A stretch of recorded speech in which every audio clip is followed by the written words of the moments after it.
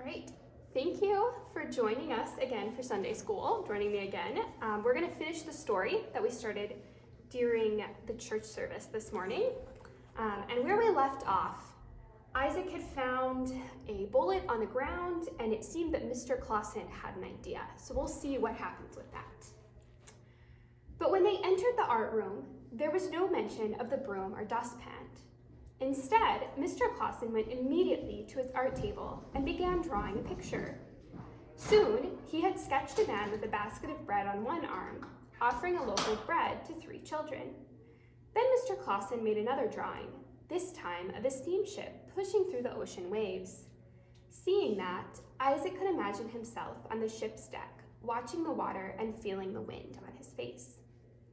Though he didn't know what it had to do with the bullets Mr. Clausen had carried in, he suddenly thought he knew what Mr. Clausen was drawing.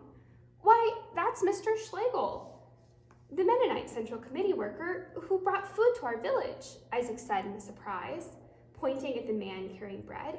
And I guess that must be the ship that brought supplies from North America, he continued, now gesturing toward the ship. Mr. Clausen smiled wisely and nodded, keeping his eyes on the paper as he worked. He added some details, buttons on the man's coat, a flag on the ship, and smoke coming from the smokestacks. By then, it was time for Isaac to go to his own school. He left the room with slow steps. He would much rather stay to watch Mr. Clausen draw than go to his own class. The next morning, Isaac did not climb into the tree, but waited in the shade by the solid trunk. When it was time to go, he did not hesitate at all. He was too curious to see what Mr. Clausen would do. Would he draw more of Mr. Schlegel and the ship? But no pencils emerged today. This morning, Mr. Clausen took up a lump of modeling clay and began shaping a round, flat disc, about the size of the palm of his hand and about as thick as Isaac's little finger. Then Mr. Clausen picked up some of his modeling tools. These were made of wood, each with a slightly different shape. Isaac watched, fascinated, as the images of the man and the children were now created on the disc. Mr. Clausen then made a second disc, the same size as the first. Soon, the supply ship was sailing across its clay surface, just as it had been drawn on the paper. It was only then that Mr. Clausen spoke. "It's time for you to go to school now," he said.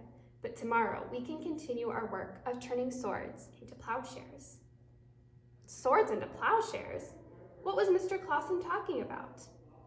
Isaac's classes seemed to stretch on forever that day. How could he concentrate on reading and math when his mind was spinning with images of swords and plows, ships, bullets, and baskets of bread? That evening at home, Isaac told his mother and father about finding the bullet and about the artwork that Mr. Clausen was creating. When Isaac got to the part about swords and plowshares, he said, perplexed, "What do you think Mr. Clausen was talking about?"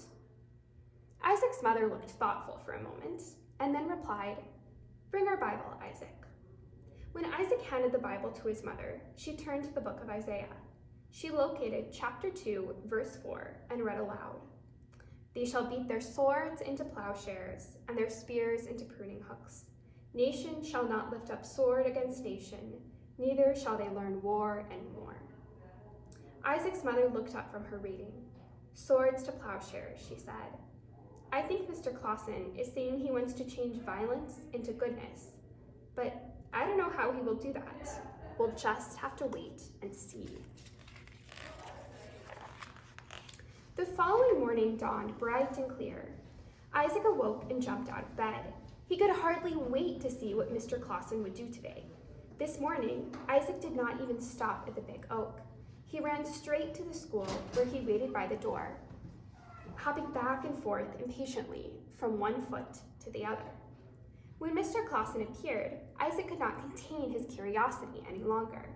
Instead of the polite "Guten Morgen" he had been taught to say, he blurted out, "How are we turning swords into plowshares like Isaiah said in the Bible?" Mr. Clausen chuckled.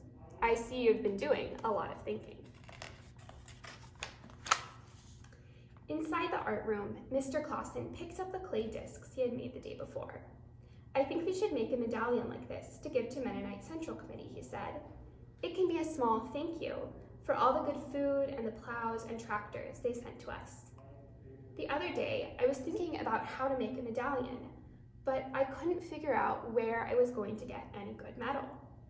When I saw you pick up that bullet by the door, I realized that we had a supply of lead right at our feet. We will be melting bullets to make a medallion that is a symbol of Christian love. And that was the start of a very exciting week for Isaac. He was early to the art room every morning. He couldn't wait to see what the next amazing step would be in the making of the medallion. One morning, he helped Mr. Clausen make the first mold that would be needed. They measured out a pan of water and added some plaster of Paris until it formed a thick liquid. Then, with some more clay, they made a little form around the first disc and filled it with plaster. They did the same for the second disc. The following day, they could lift the clay out and see the molds they had created. The most difficult part came when Mr. Clausen carefully carved out the lettering around each image. Isaac could only watch and wonder how anyone could make such perfect lettering. And Mr. Clausen had to make each letter backward in the mold so that the words would read correctly after being cast. After using the molds to make 2 plaster medallions, Mr. Clausen told Isaac they would now have to make another mold to cast the lead medallion. To do this, he put the 2 plaster medallions together so they fit back to back. When they were just right, like a big coin with a front and a back side, they cast another mold around them. Mr. Clausen said this one had to be made thicker and stronger to contain the hot lead they would pour into it, and it would have to dry very thoroughly to make sure that all the water was baked out of it. Otherwise, it would crack. Finally, the day came that they had been waiting for, the day to melt the bullets and cast the lead medallion. Mr. Clausen got out the bullets he had picked up from around the school and also showed Isaac some others that had been dug out of the walls of nearby homes. A few more had come from a nearby field where armies had battled. Isaac decided to add his bullet to the collection too. Melting the bullets would take a hot stove. Isaac wondered if the bullets would really melt. At first they lay there in the bottom of the little iron pot, but finally they began to sputter and lose their clear edges. A little melted lead started to pool around them. Sure enough, after a long time there were no bullets left, just a silvery gray liquid. Mr. Clausen carefully poured the melted lead into the hole that they had made at the top of the mold. When it was completely full, Mr. Clausen said they would have to wait until the next day before they could see if their casting was a success. That evening, Isaac described to his mother and father how they had melted the bullets and poured them into the mold. When the story was finished, Isaac's father said, "A lot of people wondered why John Clausen left the big farm where he grew up and studied to become an artist. I was one of those who questioned his decision. Now I am beginning to understand why it is important for the world to have artists. John Clausen could see a way to transform fear into courage and despair into hope." "Swords to plowshares," said Isaac's mother softly. "Bullets melted down to say thank you for bread." A tear slid down her cheek as she hugged Isaac to her side and kissed his forehead. The following morning, Mr. Clausen let Isaac help open the mold. They slipped a knife between the 2 edges and pried it apart. Inside lay the gleaming medallion. Isaac could see the man passing out food to the children and the ship carrying supplies across the ocean. The little girl receiving bread reminded Isaac of his little sister. Chortitza Rosenthal, 1922, was spelled out underneath the image. Mr. Clausen handed the medallion to Isaac to hold. It felt smooth and solid and heavy in his hands. The bullets were no more. Instead was an image of the warm bread that had filled his stomach when he had been so hungry. "We have turned swords into plowshares and bullets into bread," said Isaac, looking in wonder, first at the medallion and then at the art teacher. Mr. Clausen smiled and agreed. The end.